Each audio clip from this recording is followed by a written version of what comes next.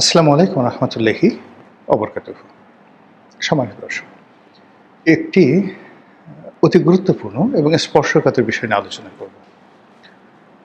সেটি হলো বাংলাদেশের আইন শৃঙ্খলা, বর্তমান সরকারের স্থায়িত্ব এবং সেনাবাহিনীর ভূমিকা। বুঝতে পারছেন, প্রতিটি বিষয়ই এতটা গুরুত্বপূর্ণ যে পান থেকে চুন খসলে দেখা গেল যে আমাদের দেশে যে চিরাচরিত অবস্থা, যে কোনো একটা দ্বন্দ্ব ফ্যাসাদ, বিবাদ, বিসংবাদ তৈরি হয়ে যেতে পারে। আর আমাদের দেশের সেনাবাহিনী নিয়ে, বিচার বিভাগ নিয়ে কথা বলা খুবই যন্ত্রণার একটা বিষয়।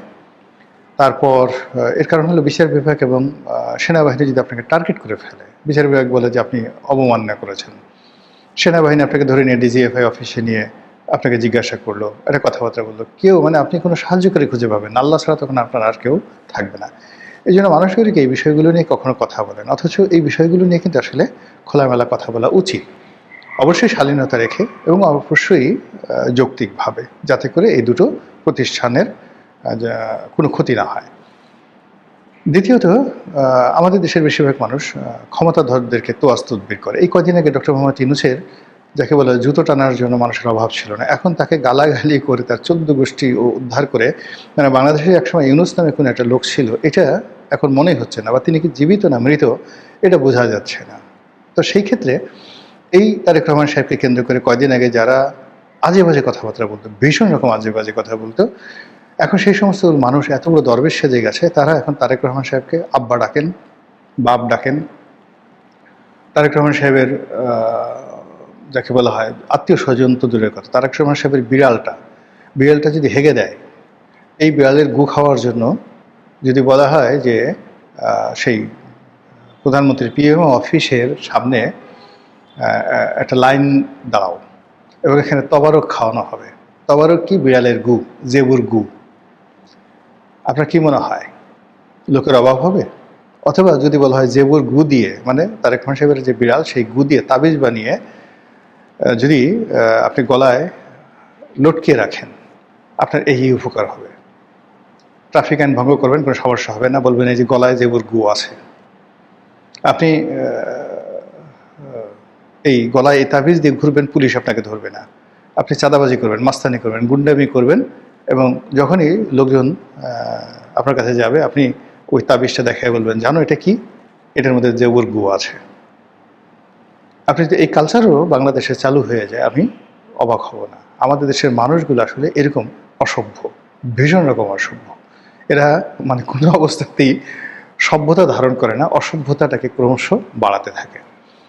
তো সেই দিক থেকে গত 2 বছরে শেখ হাসিনার পতনের পরে যে অসভ্যতামিগুলো শুরু হয়েছে এই বাংলাদেশে, বিশেষ করে মব কালচার, চাঁদাবাজি, খুন, ধর্ষণ, রাহাজানি এবং আইনশৃঙ্খলার যে অবনতি, এটা ক্রমশ বাড়ছে এবং আগামীতে বাড়বে। এবং এখানে মোটামুটি যতটা ব্যালেন্স, এই ব্যালেন্স সেনাবাহিনী রক্ষা করছে। পুলিশ আসলে এখানে মানসিকভাবে গত 2 বছর যাবৎ তারা যে ট্রমার মধ্যে আছে, এবং এখনও পর্যন্ত পুলিশের মধ্যে যে ট্রমা চলছে, এই ট্রমা পুলিশ কাটিয়ে উঠতে পারেনি। এর মধ্যে একবার পোশাক পরিবর্তন হয়েছে, আবার পোশাক পরিবর্তন হবে। 3টে গ্রুপ এখানে চলে গেছে। শেখ হাসিনার গ্রুপ চলে গেছে, ছাত্রলীগের গ্রুপ চলে গেছে, ইউনূসের গ্রুপ চলে গেছে, জামাতের গ্রুপ চলে গেছে, 3টে গ্রুপ চলে গেছে। এখন নতুন করে বিএনপির গ্রুপ দাপট দেখাচ্ছে। আর ডক্টর মোহাম্মদ ইউনূস, জামাত এবং আওয়ামী লীগের যে লোকগুলো চিহ্নিত ছিল তারা গেছে, আর যারা চিহ্নিত হয়নি তারা গুপ্ত হয়ে একদম চুপচাপ বসে আছে। এরা কোনো কাজ করছে না এবং কোনো কাজ করবে না। ফলে পুলিশ দিয়ে আমাদের এই অবস্থার উন্নতি হবে না। এবং এই কারণে কি হলো, হঠাৎ করে যখন এই সেনাবাহিনী জুন মাসে মাঠ থেকে চলে যাবে, তখন সরকারের অবস্থায় কি হবে এই বিষয়গুলো নিয়ে আলাপ আলোচনা হচ্ছে। প্রথমত, সেনাবাহিনী হঠাৎ করে এখান থেকে সরিয়ে নেওয়ার কথা আসলো কেন? এখানে সরকারের সাথে সেনাবাহিনীর সঙ্গে কোনো দূরত্ব তৈরি হয়েছে, বা সরকারের মধ্যে কোনো ইগো তৈরি হয়েছে?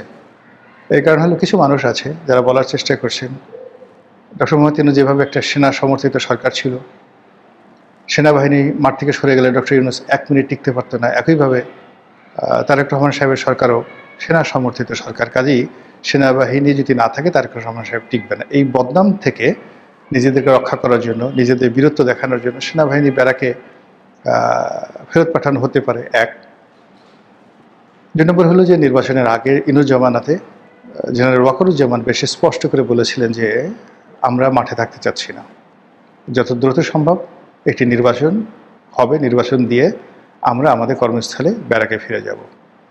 সেই কারণে এটা একটা শিডিউল, তাদের যে নর্মাল শিডিউল বা তারা যেভাবে আগে কথা দিয়েছিল ঠিক সেই কারণে হতে পারে।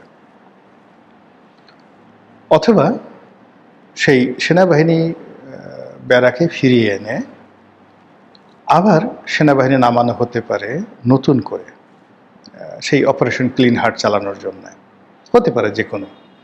এখন এগুলো নিয়ে নানা রকম কথাবার্তা হচ্ছে।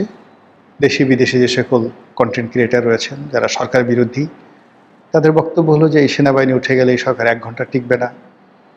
আবার যারা প্রো গভর্নমেন্ট সরকারের পক্ষে লোক, তাদের বক্তব্য হলো যে এই সরকার তো সেনাবাহিনীর হাত ধরে ক্ষমতা আসেনি, এ সরকার তো সেনাবাহিনীর নির্ভরশীল নয়, তার একটা বিশাল কর্মী বাহিনী রয়েছে।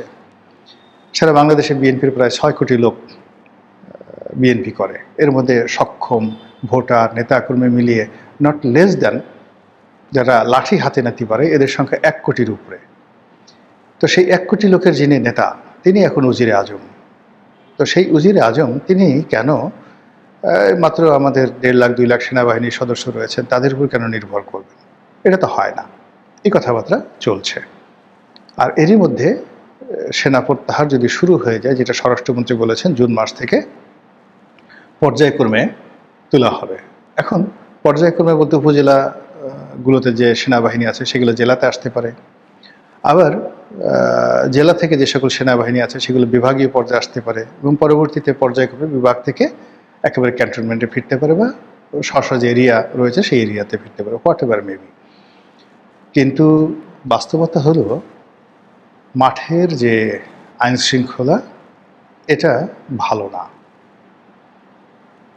2 নম্বর হলো যে সেনাবাহিনীকে ভয় পায় জনগণ এখন। তো সেনাবাহিনীর উপস্থিতির কারণে রাজনীতির যে হানাহানি মারামারি কাটাকাটি অন্তত ধরুন 98% এটা বন্ধ আছে। যারা সুযোগ সন্ধানী, অন্যায় করবেন অপকর্ম করবেন সুযোগ খুঁজছেন, তারা চোখ বুজে অপেক্ষা করছেন সেনাবাহিনী কখন নামবে বা সেনাবাহিনী কখন উঠে আসবে। ফলে সেনাবাহিনী উঠে আসার সঙ্গে সঙ্গে একটি যাকে বলা হয় অনিয়ন্ত্রিত পরিস্থিতির সৃষ্টি হতে পারে।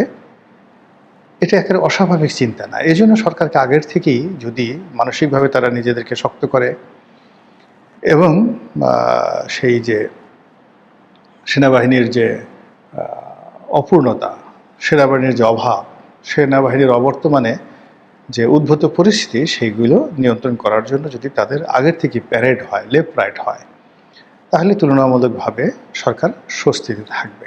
এই গেল এক। কিন্তু রাতারাতি যদি সেনাবাহিনী উঠে আসার পর আইনশৃঙ্খলার অবনতি হয় তাহলে সরকার বিপদে পড়বে। আবার সেই আইনশৃঙ্খলা দমনের জন্য সেনাবাহিনীকে যদি মাঠে নামানো হয় তখন এই যে এখনকার সেনাবাহিনী যেভাবে পাবলিক ওরিয়েন্টেড হয়ে গেছে, প্রো পাবলিক হয়ে গেছে, বা সেনাবাহিনীর যে সকল জেনারেল রয়েছেন তাদের অনেকেরই আওয়ামী লীগের জমানাতে কাজ করার কারণে তাদের একটা মোরাল দুর্বলতা ছিল। কিন্তু এই রাজনৈতিক সরকারের আমলে তারা যখন দ্বিতীয়বার বের হবে, তো এখন তারা আছে semi Awami League, semi doctor Yunus, তারপরে সেমি ওয়াকারুজ্জামান, এরকম একটা মনোভাব নিয়ে আছে। কিন্তু তারা যখন অপারেশন ক্লিন হার্ট বা দ্বিতীয়বার বিএনপির সরকারের হুকুমে তারা রাস্তায় বের হবে তখন সেখানে ক্যাজুয়ালিটি, ক্ষয়ক্ষতির পরিমাণ হবে অনেক অনেক বেশি। এবং সেটা যে আগের যে আমরা অপারেশন ক্লিন হার্ট, সেই ক্লিন হার্টের অন্তত 10 গুণ ক্যাজুয়ালিটি, ক্ষয়ক্ষতি বেড়ে যাবে। তো সেক্ষেত্রে আমি মনে করি ব্যক্তিগতভাবে যে এখন যে রাজনৈতিক সরকার আছে তাদের উচিত সেনাবাহিনীর সঙ্গে আসলে টোটাল বিষয়গুলো নিয়ে খোলামেলা আলোচনা করা। 2 নম্বর হলো যে এই বিষয়গুলো পাবলিক কি বলল বা কে কি উত্তেজিত করলো, কে পক্ষে বললো বিপক্ষে বললো, ডাজ নট ম্যাটার। এরকম একটা সেন্সিটিভ সময়টিতে সরকারকে খুব সেন্সিটিভলি সিদ্ধান্ত নিতে হবে। এখানে সেনাবাহিনী মাঠে থাকলেও সরকারের বিপদ, না থাকলেও বিপদ। তো সেক্ষেত্রে বিপদটা মিনিমাইজ করা যায় কিভাবে, সেই বিষয়গুলো তাদেরকে চিন্তাভাবনা করতে হবে। এবং একই সঙ্গে সেনাবাহিনী মাঠে থাকার ফলে কার্যত সিভিল অ্যাডমিনিস্ট্রেশন বা অন্যান্য অ্যাডমিনিস্ট্রেশন কিন্তু কাজ করে না, এটাও ভাবতে হবে। এখন সবাই ডিসি সাহেব বলেন, এসপি সাহেব বলেন, টিএনও সাহেব বলেন, তাদের মধ্যে একটা মোরাল কারেজ নাই। যেখানে সেনাবাহিনী লেফট রাইট করছে, গাড়িগুলো চলছে, উপজেলা পর্যায়ে হয়তো একজন ক্যাপ্টেন সাহেব যাচ্ছে, সে গিয়ে টিএনও সাহেব সামনে বসে বেনসিন সিগারেট ধরাচ্ছে এবং ক্যাপ্টেন আশা করছে যে টিএনও সাহেব তাকে স্যার ডাকবেন। জেলাতে মেজর পর্যায়ে বা লেফটেন্যান্ট কর্নেল পর্যায়ে যারা লোকজন আছেন তারা আশা করেন যে ডিসি সাহেব তাকে স্যার ডাকবেন বা তার কথা মতো ডিসি সাহেব চলবেন। ডিসি সাহেবের পায়ের উপর পা তুলে সে যে সিগারেট খাচ্ছে ডিসি রুমে, হয়তো সিগারেট ডিসি নন স্মোকার। তো এরকম আমি জাস্ট একটা উদাহরণ দিলাম। আমি যখন 2008 সনে এমপি হলাম তখনও সেনাবাহিনী মাঠে ছিল, আমি এরকম কিছু আচরণ দেখেছি। তো শেখ হাসিনা খুব দ্রুত গতিতে তাদেরকে ব্যারাকে ফিরিয়ে আনার ফলে সেখানে কিন্তু আইনশৃঙ্খলাটা ফিরে এসেছিল। তো এক্ষেত্রেও এখন আইনশৃঙ্খলা ভালো না, অর্থাৎ সিভিল অ্যাডমিনিস্ট্রেশন সরকারকে সহযোগিতা করতে পারছে না, পুলিশ অ্যাক্টিভেট হতে পারছে না। এখানে সেনাবাহিনীর উপস্থিতিতে এটা হয় না, কখনই হয় না। এমনকি রাজনৈতিক যারা ব্যক্তিত্ব রয়েছেন, মন্ত্রী রয়েছেন, এমপি রয়েছেন, তারাও স্ব নির্বাচনী এলাকা, স্ব মন্ত্রণালয়, সেখানে যখন মিলিটারির উপস্থিতি থাকে তখন তারা এক ধরনের সাইকোলজিক্যাল প্রেশারে থাকে। আমাদের দেশে মিলিটারির ইতিহাসে যেমন সামরিক শাসন, জরুরি অবস্থা, এগুলো তো খুব বিরূপ ইতিহাস আছে এবং প্রায় সবারই নেতিবাচক অভিজ্ঞতা রয়েছে।